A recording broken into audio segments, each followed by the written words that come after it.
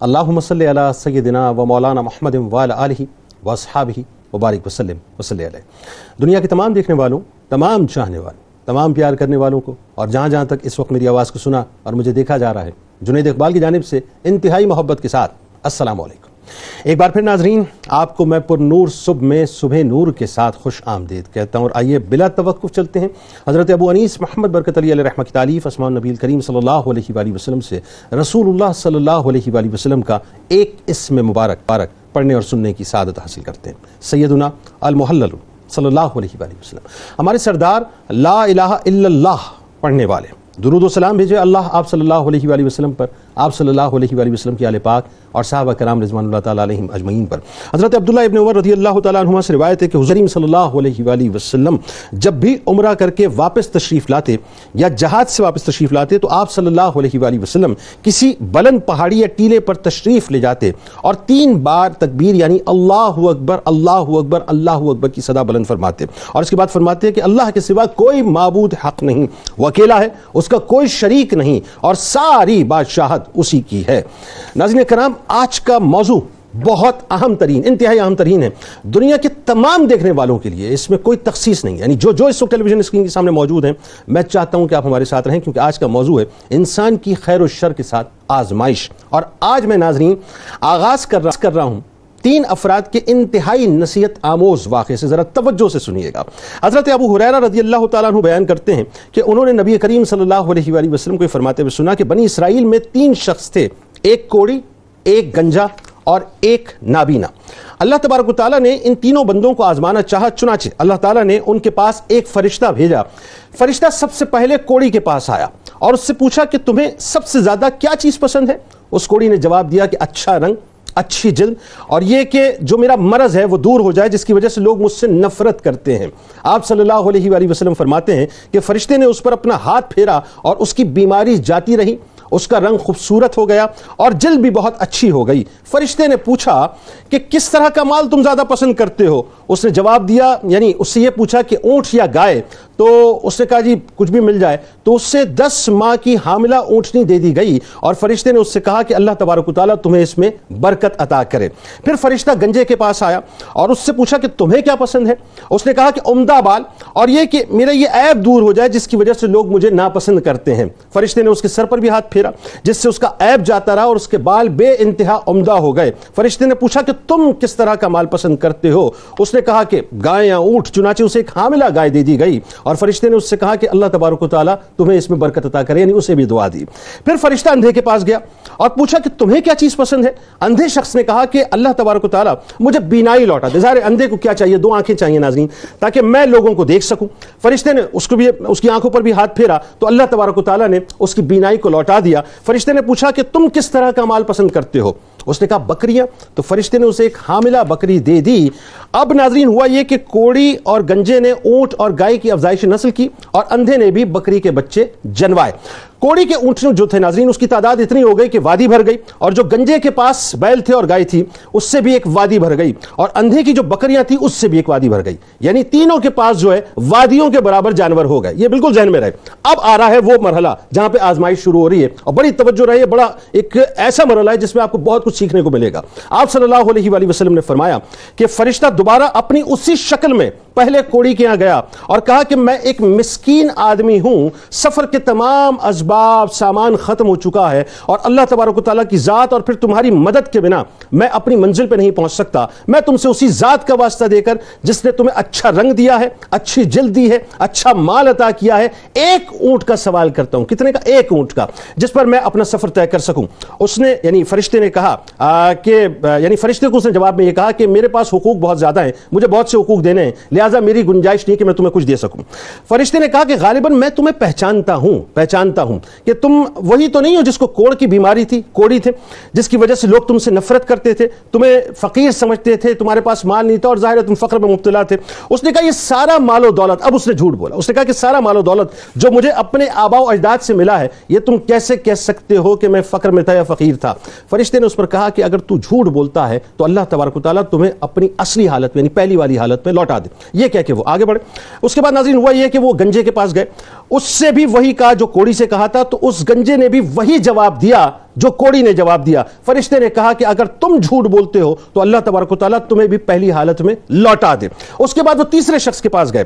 آپ صلی اللہ علیہ وآلہ وسلم فرماتے ہیں کہ فرشتہ اسی شکل میں اندھے کے پاس گیا اور کہا کہ میں ایک نہایت مسکین ہوں, مسافر آدمی ہوں, اور سفر کے تمام اسباب اور وسائل میرے پاس ختم ہو چکے ہیں. اللہ تبارک و تعالیٰ کی ذات کہ یعنی یقیناً میں مدد چاہتا ہوں اور ساتھ ساتھ تمہاری مدد چاہتا ہوں تاکہ میں منزل پہ پہنچ جاؤں. میں تم سے اسی ذات کا واسطہ دے کر مانگتا ہوں جس نے تمہیں بینائی دی ہے. ایک بکری مانگتا ہوں جس سے میں اپنے سفر کی ضروریات کو پورا کر سکوں.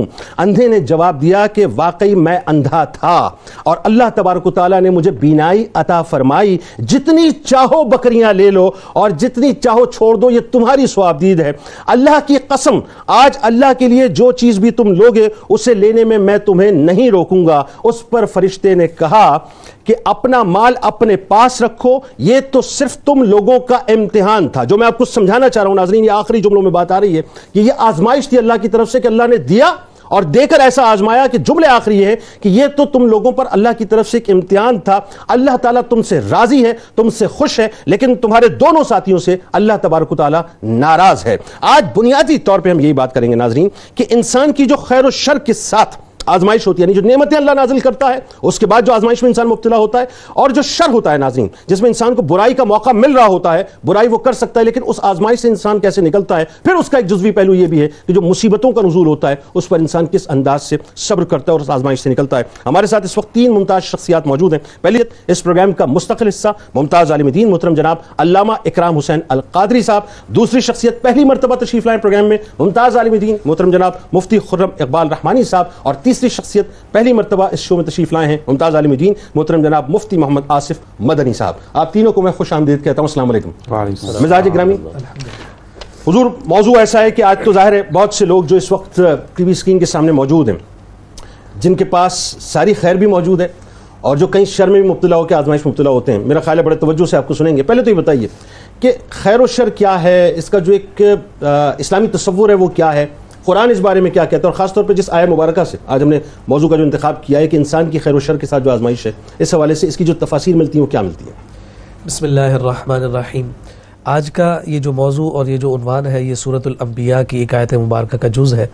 وَنَبْلُوكُمْ بِالشَّرِّ وَالْخَيْرِ فِتْنَةً, کہ ہم تمہیں آزماتے ہیں خیر کے ساتھ اور شر کے ساتھ, کہ دونوں کے ذریعے سے آزمائش میں مبتلا کر کے تمہیں آزماتے ہیں. آپ نے اپنے سرنامہ کلام میں جس خوبصورت حدیث مبارکہ کو موضوع بناتے ہوئے اس عنوان کو کھولنے کی سعی کی ہے. یقیناً یہ ایک طرح سے ابتدائیہ اور بہت جاندار ابتدائیہ. جزاک اللہ. خیر اور شر, یہ دونوں طاقتیں ایسی طاقتیں ہیں جن کا پیدا کرنے والا رب ذوالجلال ہے. بے شک. اور اللہ رب العزت نے جب انسان کو اشرف المخلوقات فرمایا تو پھر انسان خیر اور شر دونوں طاقتوں کو اٹھانے والا اور بیک وقت دونوں کا حامل ہے. بالکل ٹھیک.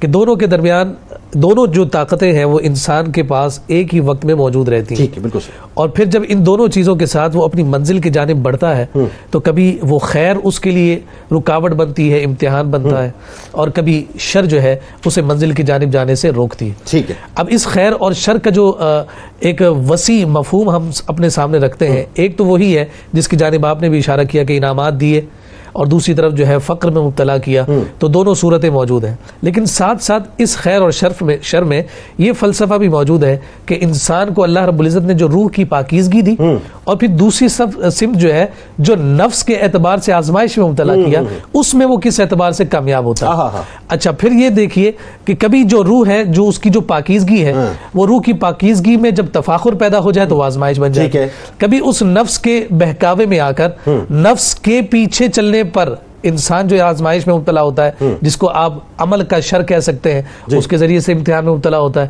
پھر قرآن نے جتنی بھی آزمائشیں ذکر کی ہیں ان تمام کا تعلق انہی دونوں چیزوں کے ساتھ ہے, یا تو روح کے ساتھ ہے یا پھر نفس کے ساتھ. بالکل صحیح. وَلَنَبْلُوَنَّكُمْ بِشَيْءٍ مِّنَ الْخَوْفِ نمبر 1, وَالْجُوعِ وَنَقْصٍ مِّنَ الْأَمْوَالِ وَالْأَنفُسِ وَالثَّمَرَاتِ.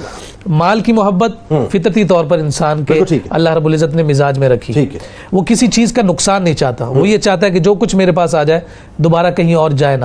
یہ بھوک اور خوف کی کیفیت کا عالم یہ ہے. الذی یطمع من جوع وآمنہ من خوف. قریش والوں کے جب تذکرے کیے تو وہاں پر بھی انہی دو آزمائشوں کا تذکرہ کیا.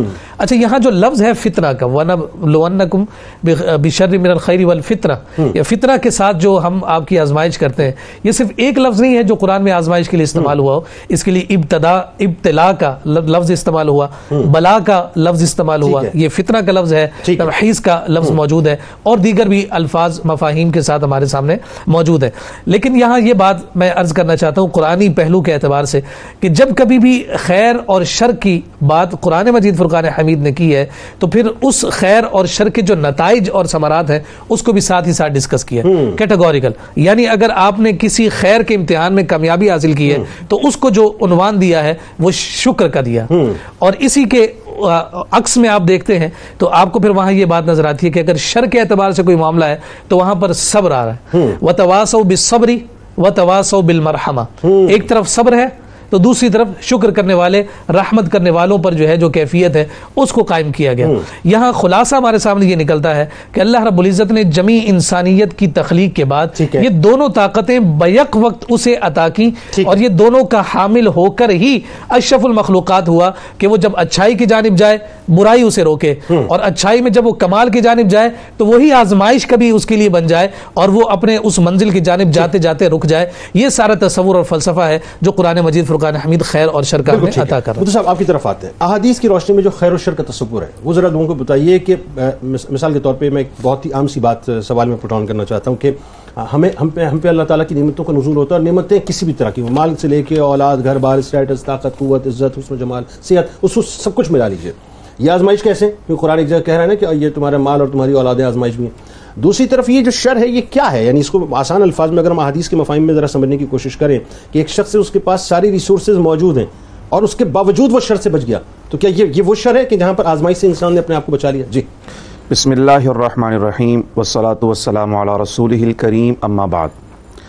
بنیادی طور پر آج کا جو موضوع ہے وہ اتنا خوبصورت ہے کہ خیر اور شر اور صبر و شکر کا ایک نیا فلسفہ لوگوں کو سمجھ میں آنے والا ہے انشاءاللہ۔ عموماً ہم یہ سمجھتے ہیں کہ دکھ، تکلیف، رنج اور مصیبت یہی آزمائش ہے، لیکن آج جس آیت مبارکہ کو سرنامہ کلام اور عنوان بنایا گیا وہاں اللہ رب العزت نے اتنی خوبصورت اس کی تشریح ارشاد فرما دی ہے کہ وَنَبْلُوكُمْ بِالشَّرِّ وَالْخَيْرِ، جس طرح یہ مصیبت، تکلیف، رنج آزمائش ہے، اسی طرح مال و دولت بھی آزمائش ہے، صحیح ہے، راحت اور سکون بھی تمہارے لیے آزمائش ہے۔ آپ یہی طریقہ کار سمجھ لیجئے کہ اللہ رب العزت نے فرمایا کہ الَّذِي خَلَقَ الْمَوْتَ وَالْحَيَاةَ لِيَبْلُوَكُمْ، یعنی ہماری زندگی بھی آزمائش ہے اور ہمارا مرنا بھی آزمائش ہے۔ یہ پورا سفر، یہ پورا کا پورا سفر، اس دنیا میں ہمارا رہنا یہ امتحان گاہ ہے، اور امتحان گاہ میں کیا ہوتا ہے؟ ٹیسٹ ہی تو ہوتے ہیں نا، اور انسان ٹینشن میں ہوتا ہے۔ اور یہ ٹیسٹ کیوں ہوتے ہیں؟ اصل میں ٹیسٹ ہوتے ہیں اس لیے کہ کھرے اور کھوٹے کی پہچان کی جا سکے، حق اور باطل میں فرق واضح کیا جا سکے، اور رسول اللہ صلی اللہ تعالیٰ علیہ وسلم کی تو بات ہی کیا ہے، پیارے آقا صلی اللہ تعالیٰ علیہ وسلم کی ذات گرامی ہمارے لیے اسوہ حسنہ ہے۔ آپ صلی اللہ تعالیٰ علیہ وسلم نے اپنے کردار کے ذریعے بھی دین کے حقائق کو واضح فرمایا، اپنے اقوال کے ذریعے بھی صحابہ کرام کی بہترین تربیت فرمائی۔ یہ جو خیر اور شر کی بات ہم کر رہے ہیں، ویسے خیر اور شر ایک اصطلاح ہے، خیر بھلائی کا استعارہ ہے اور شر برائی کا استعارہ ہے، لیکن آج جس ضمن میں ہم بات کر رہے ہیں نا وہ خیر ہے آسائشیں، اور شر سے مراد تنگی اور عسرت ہے، پریشانی ہے۔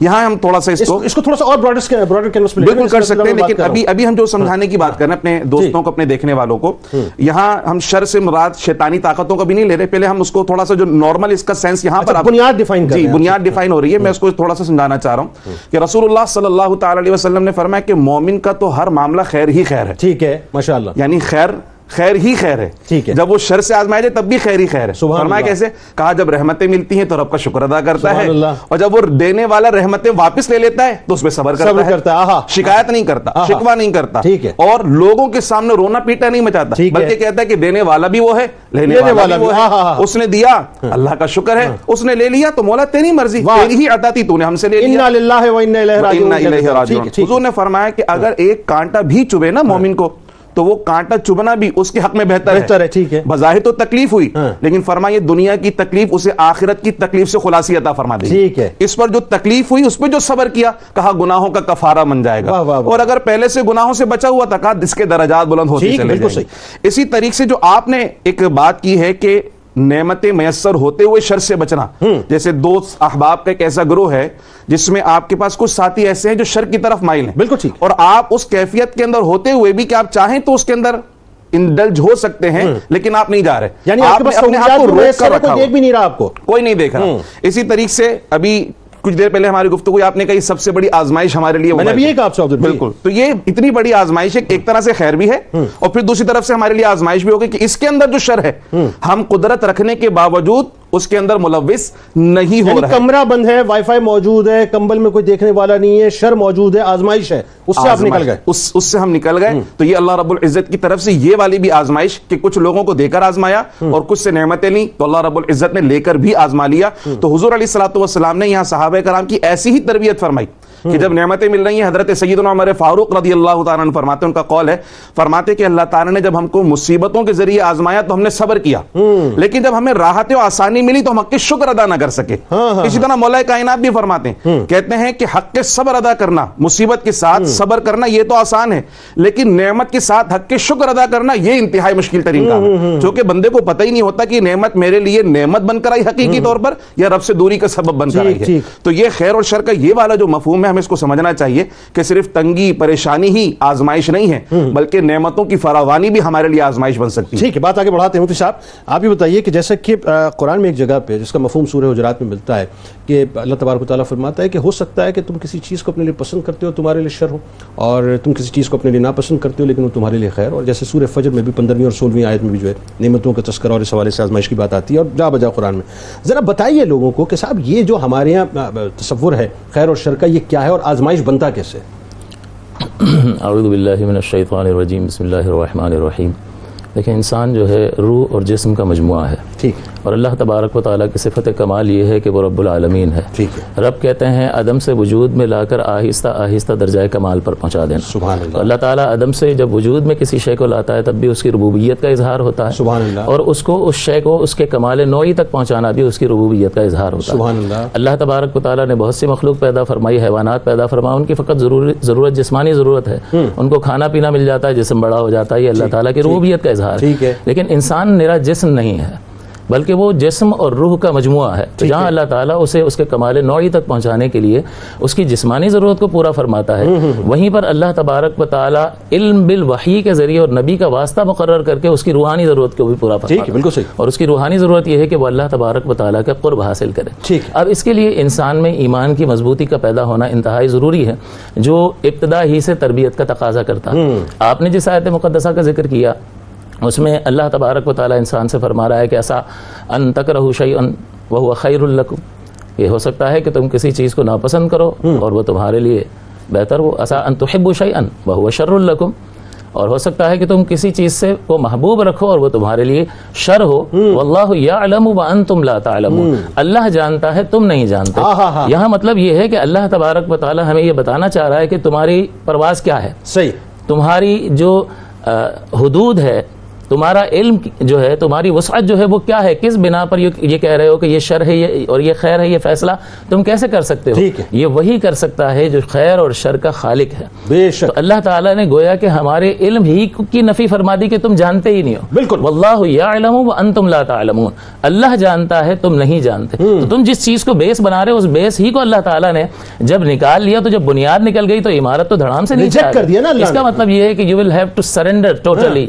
اللہ تبارک و تعالیٰ کی بارگاہ میں آپ کو مکمل طور پر سرنڈر کرنا پڑے گا. اور یہ آزمائش جو ہے اللہ تبارک و تعالیٰ نے سورہ فجر میں فرمایا کہ اما الانسان اذا ما ابتلاه فاکرمہ ونعمہ فیقول ربی اکرمن. کہ بہرحال انسان کے جب اللہ تعالیٰ اس کو مبتلا فرماتا ہے آزمائش میں اور اسے نعمتیں دیتا ہے، اسے جا اور منصب دیتا ہے، تو کہتا ہے کہ مجھے میرے رب نے عظمت دی، اکرام سے نوازا، عزت دی. واما اذا ما ابتلاه فقدر علیہ رزقہ فیقول ربی اہانن.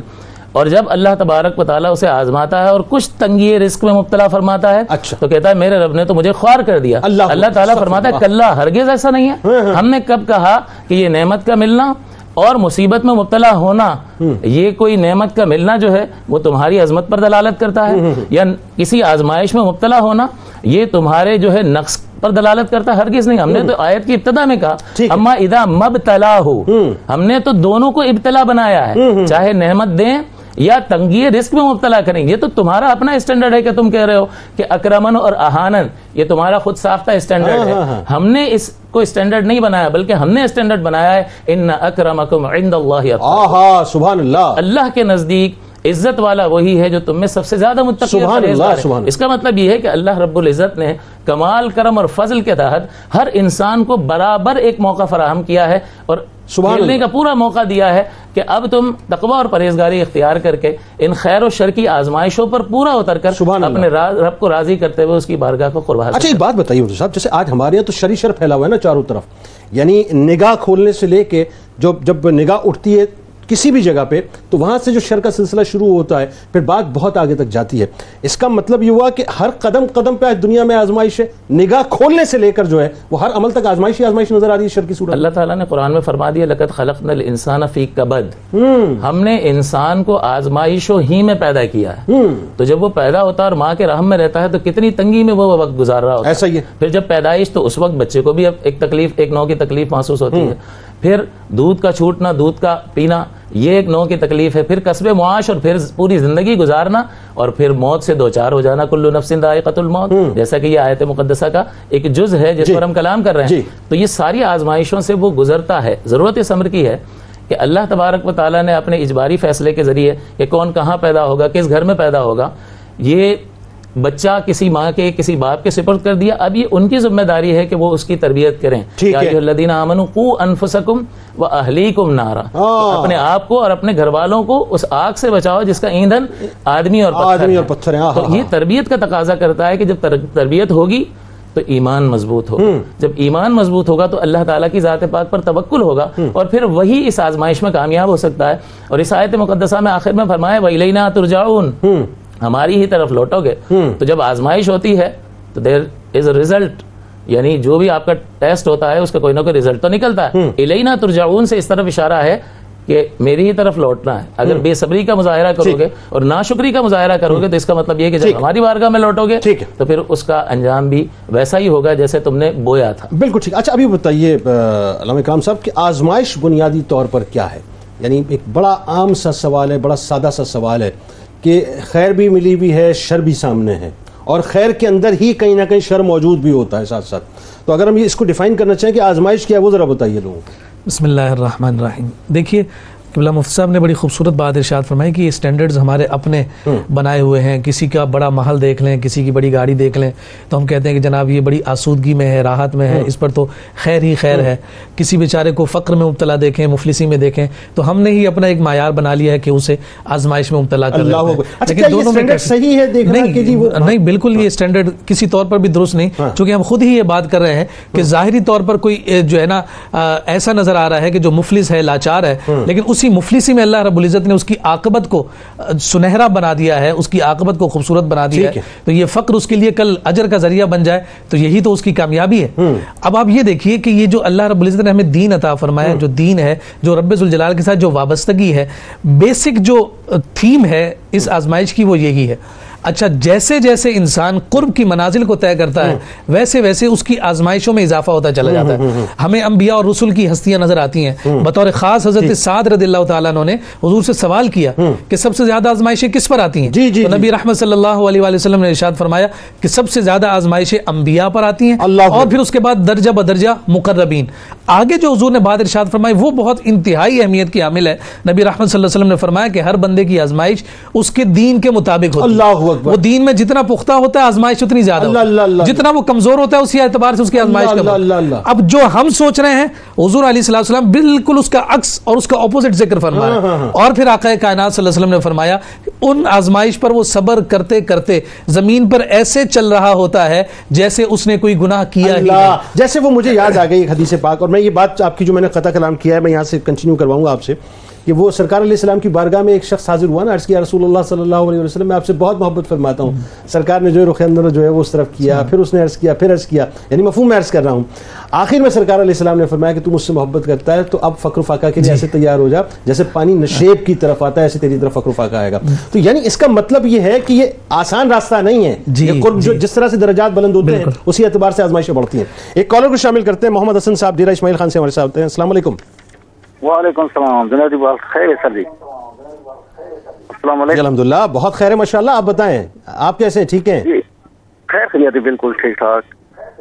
میرا سوال سر یہ ہے کیا پوچھنا چاہتے ہیں کہ نیکی اور برائی کرنے میں انسان کو کتنا اختیار حاصل ہے، حالانکہ اسباب تو اللہ تعالیٰ ہی پیدا کرتا ہے.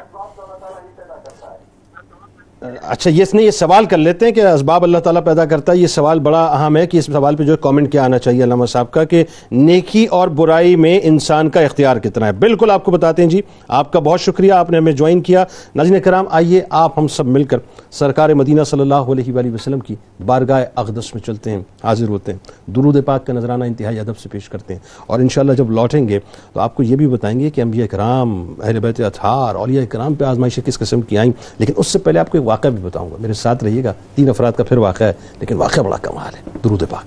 اللهم صل على سيدنا ومولانا محمد وعلى سيدنا علي وسيدتنا فاطمة وسيدتنا زينب وسيدنا حسن وسيدنا حسين وعلى آله وصحبه وبارك وسلم. اللهم صل على سيدنا ومولانا محمد وعلى سيدنا علي وسيدتنا فاطمة وسيدتنا زينب وسيدنا حسن وسيدنا حسين وعلى آله وصحبه وبارك وسلم. خوش آمدید خواتین و حضرات. ناظرین کرام, موضوع ہے انسان کی خیر و شر کے ساتھ آزمائش. بڑا ہی کمال موضوع ہے, ہمارے ساتھ رہیے گا کیونکہ اب جس مرحلے پہ ہمیں اس میں بہت سی اور باتیں آپ کو بتانی ہیں. لیکن ایک واقعہ میں 3 افراد کا آپ کے سامنے پیش کر رہا ہوں, ذرا توجہ سے سنیں. اس میں ایک شخص ہے جس کے ساتھ خیر کا معاملہ ہے, خیر کے ذریعے سے آزمائش ہے, اور 2 اشخاص ایسے ہیں جن سے شر کے ذریعے سے ان کی آزمائش کی گئی ہے. حضرت عمر بن خطاب رضی اللہ تعالیٰ عنہ فرماتے ہیں کہ میں نے حضور پاک صلی اللہ علیہ وآلہ وسلم کو فرماتے ہوئے سنا کہ گزشتہ زمانے میں 3 شخص کہیں جا رہے تھے. جب رات ہوئی تو پناہ لینے کے لیے ایک غار میں داخل ہوئے.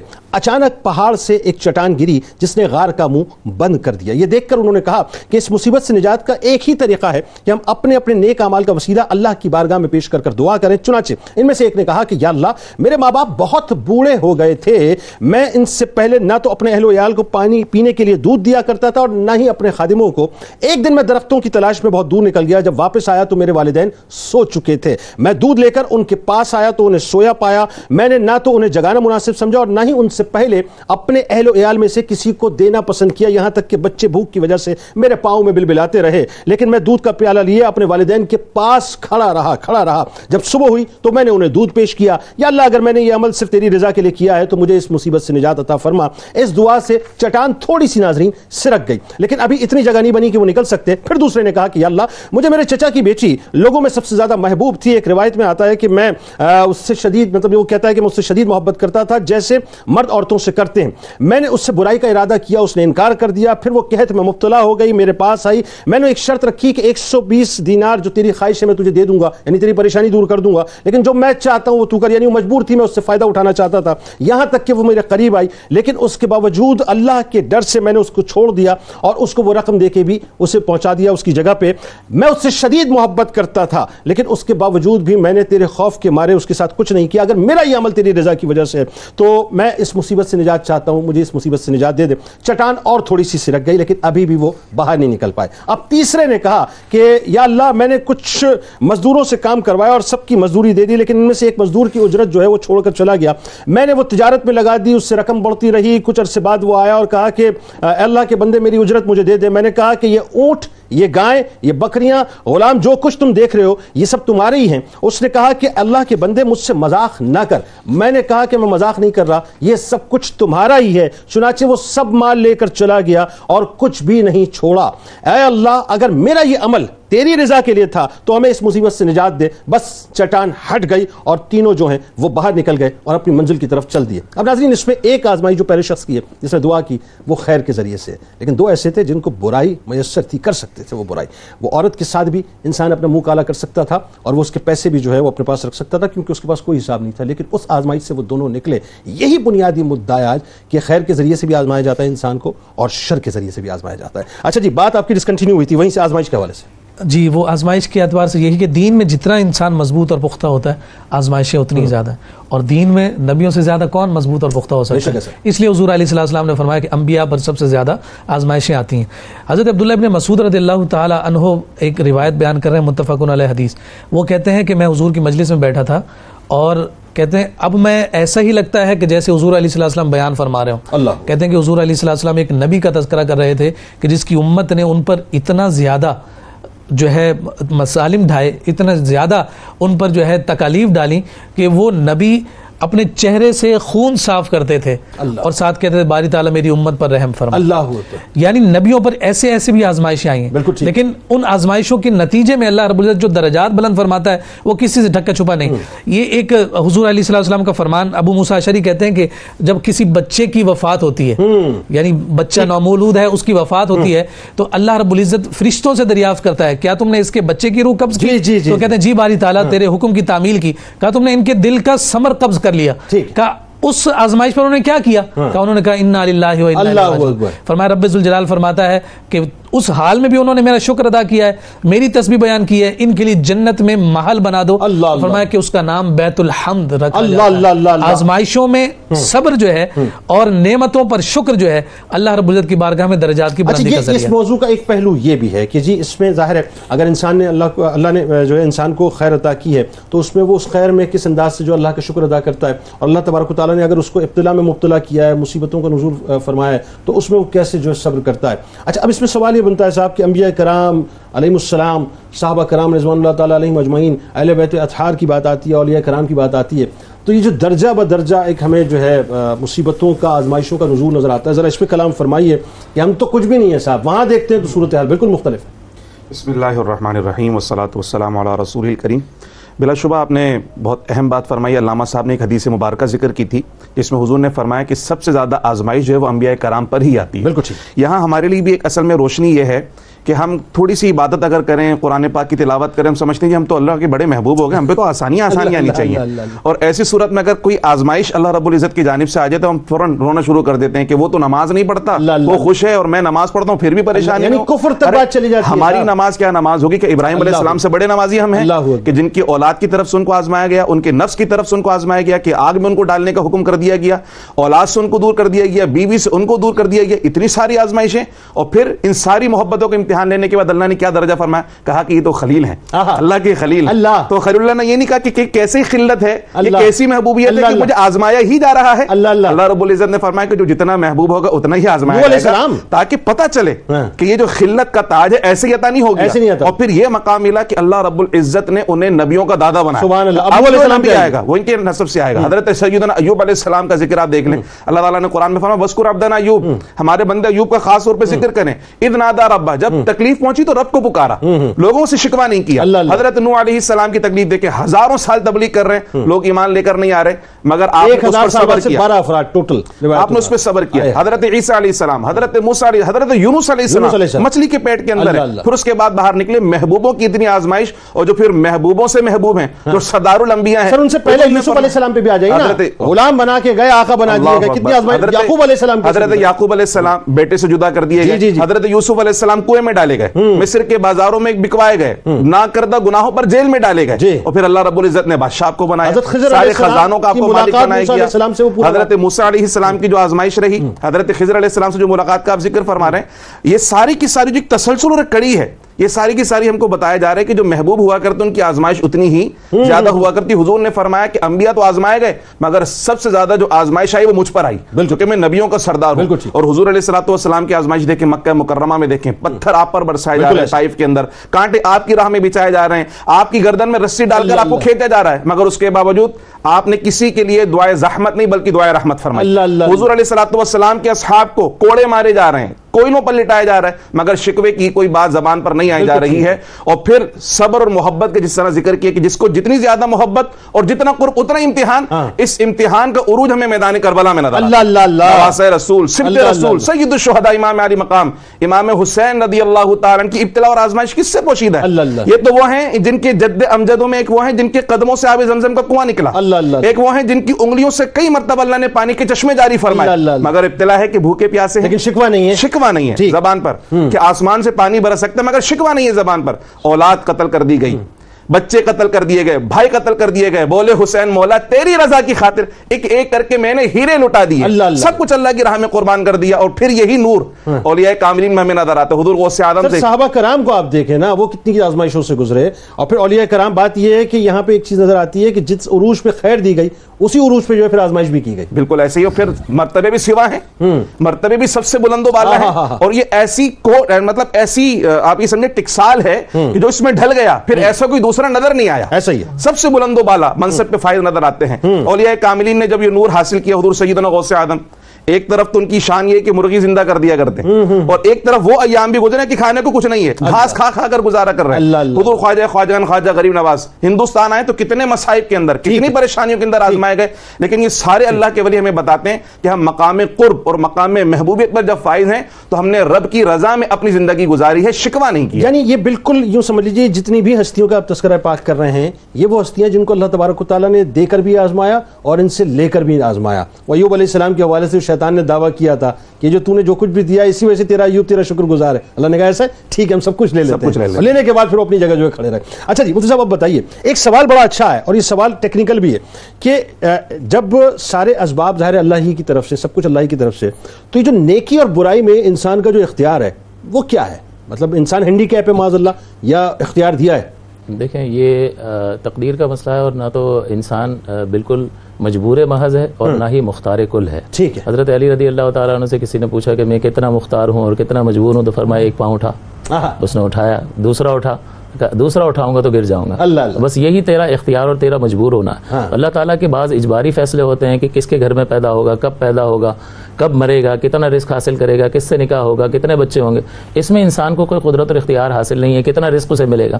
لیکن اللہ تبارک و تعالیٰ نے جو لوگوں کو مکلف فرمایا، لا یکلف اللہ نفسا الا وسعہا، کہ اللہ تعالیٰ کسی کو اس کی طاقت سے زیادہ مکلف نہیں فرماتا. تو مکلف فرمانا اس بات کی دلیل ہے کہ کچھ نہ کچھ اختیار رکھتا ہے. پھر انبیاء کرام علیہم الصلوۃ والسلام کا بھیجنا اور اپنی ہدایت کاملہ ان کے ذریعے سے ہم تک پہنچا دینا جو ہے یہ ہمارے مکلف ہونے کی دلیل ہے. اور پھر ہمارے عمل کے نتیجے میں جو ہمارے اپنے کسب کا نتیجہ ہوتا ہے کہ خلق تو اللہ کی طرف سے ہے، ہر چیز کا پیدا کرنے والا اللہ ہے. اسی لیے اللہ تعالیٰ نے ہمیشہ خلق کی نسبت اپنی ذات پاک کی طرف کی اور ہماری طرف نسبت کی بما کسبت ایدیکم، کہ وہ جو تمہارے ہاتھوں نے کمایا. تو کچھ نہ کچھ اختیار مانا ہے، اور اس اختیار کے نتیجے میں جب ہم کوئی ارادہ کرتے ہیں تو پھر یہ نتیجہ سامنے آتا ہے کہ اچھے کردار کی صورت میں ہمیں اچھا بدلہ دیا جاتا ہے اور برے کردار کی صورت میں ہمیں برا بدلہ دیا جاتا ہے. تو یہ بھی اس بات پر دلیل ہے کہ جزا اور سزا کا جو نظام ہے وہ اس بات کی دلیل ہے کہ تمہیں کچھ نہ کچھ اختیار دیا گیا ہے، ورنہ اگر سب کچھ اللہ ہی کر رہا ہے، حقیقتاً اسی کے ارادے کار فرمائے. لیکن اگر بندے کو کسب کا بھی اختیار نہیں ہے، اگر ارادے کا بھی اختیار نہیں ہے، تو جزا اور سزا کا نظام بیکار ہے. پھر تو جہنم میں جانے والا یہ اعتراض کرے گا کہ بھائی یہ تو سب اللہ ہی کر رہا تھا تو پھر میں جہنم میں کیوں نہیں. تم اپنے ارادے اور کسب کی وجہ سے یہاں تک پہنچے. اور تقدیر کا معاملہ کہ جو سب کچھ لکھ دیا گیا ہے اور اس سے سرے منہ انحراف نہیں ہو سکتا، جو اللہ نے لکھ دیا سو لکھ دیا. تو اللہ تعالیٰ نے اپنے علم ازلی اور علم کامل کے ذریعے سے اس شخص کے اعمال میں، اس کی زندگی میں نگاہ فرمائے، اور جو کچھ وہ مستقبل میں کرنے والا تھا اس قادر مطلق نے لکھ دیا. تو اس کے لکھ دینے نے کسی کو مجبور نہیں کیا، بلکہ جو وہ مستقبل میں کرنے والا تھا وہ اس نے. اچھا ایک بات بتائیں، ایک شخص ہے اس کے پاس پاور ہے، بھرپور پاور ہے، سیٹ پہ بیٹھا ہوا، اتھارٹی ہے، سائننگ اتھارٹی ہے کہ صرف ایک قلم کی جنبش سے جو ہے وہ کروڑوں اربوں روپے جو ادھر ادھر کر سکتا ہے. میں سمجھنا یہ چاہ رہا ہوں کہ طاقت ہے، قوت ہے، کرسی موجود ہے، لیکن یہ کتنی بڑی آزمائش ہے. ذرا اس بات کو سمجھیے گا کہ صرف ایک سگنیچر سے سب کچھ ہو سکتا ہے اور وہ اس شر کی آزمائش سے نکل جاتا ہے. یہ کیسی بات ہے؟ ذرا اس بارے میں تھوڑا تبصرہ فرمائیے. دیکھیں یہ جو منصب حاصل ہوتا ہے اس سلسلے میں تھوڑا سا اگر پیچھے جائیں، اور اللہ تعالیٰ نے جو قرآن میں فرمایا کہ زُيِّنَ لِلنَّاسِ حُبُّ الشَّهَوَاتِ مِنَ النِّسَاءِ إِلَى آخِرِ الآيَةِ، کثیر چیزوں کا تذکرہ فرمایا کہ ہم نے دنیا کو بنا سنوار کر مزین کر کے رکھ دیا. اس میں یہ منصب اور اقتدار جو ہے یہ ساری چیزیں آ جاتی ہیں. اور اللہ تبارک و تعالیٰ نے ان چیزوں میں ایک کشش رکھی ہے، اٹریکشن رکھی ہے. اور دوسری جانب ذات باری تعالیٰ ہے. کسی شاعر نے کہا کہ رخ روشن کے آگے شمع رکھ کر وہ یہ کہتے ہیں ادھر جاتا ہے دیکھیں یا ادھر پروانہ آتا ہے. اللہ تعالیٰ اب ملاحظہ فرما رہا ہے کہ یہ جاتا کہاں پر. کیا اچھی بات ہے. تو اب یہ جب منصب اور اقتدار انسان کو حاصل ہوتا ہے تو اسے یہ سوچنا چاہیے کہ ایک ذات وحدہ لا شریک اسے ملاحظہ فرما رہی ہے جو جب چاہے اس کی گرفت کر سکتا ہے. اور اللہ تبارک و تعالیٰ نے ایک ڈیو پروسیس ذکر کیا قرآن عظیم میں کہ جب ابراہیم علیہ السلام کی آزمائش کا ذکر ہوا تو فرمایا اذ ابتلی ابراہیم ربہ بکلمات، کہ جب ہم نے اپنے بندے ابراہیم کو اس کے رب نے چند کلمات کے ذریعے سے آزمایا تو بندہ سوچتا ہے کہ اللہ تعالیٰ آزماتا کیوں ہے؟ ٹھیک ہے، یا اگر دے کر آزمانا ہے اور لے کر بھی آزمانا ہے تو دے کر آزمائے، لے کر نہ آزمائے. تو یہ کوئی فرمائشی پروگرام نہیں ہے. امتحان لینے والا وہ جو ہے وہ اپنی مرضی سے امتحان لیتا. یہاں اللہ تعالیٰ نے صفت ربوبیت کا ذکر فرمایا کہ اللہ تعالیٰ اپنی آزمائش کے ذریعے سے تو اپنی ربوبیت کا اظہار فرماتا ہے. ربوبیت کس کو کہتے ہیں؟ میں نے عرض کیا کہ درجۂ کمال پر پہنچانا.